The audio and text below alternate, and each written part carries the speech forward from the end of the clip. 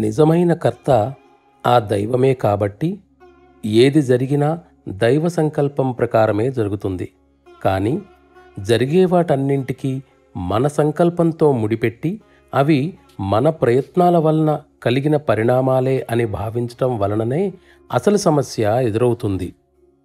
విజయాన్ని సాధించగానే ఆనందం, వైఫల్యం ఎదురవగానే దుఃఖం కలిగేది కేవలం ఈ కారణంగానే. మనం పురోగమించకుండా స్తంభించిపోవటానికి గల ఏకైక కారణం ఇదే. ఈ అహంకారపూరితమైన భావం లేకపోవటమే మనలో నిజమైన మహత్తర శక్తి ఆవిర్భవించిందనడానికి నిదర్శనం. దీనిని సాధించటం ఎలా? కేవలం మనను ఆ మహత్తరమైన దివ్యశక్తితో అనుసంధానం చేసుకోవడం ద్వారానే ఇది సాధ్యం. ఈ విధంగా చేస్తూ పోతే మనం దశల తరువాత దశలు అధిగమించి ఆయనకు మరింత సన్నిహితంగా చేరుకుంటాం.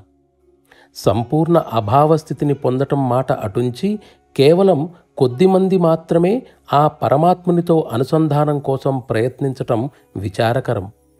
దీనికి ఆత్మసమర్పణ మాత్రమే ఏకైక మార్గం.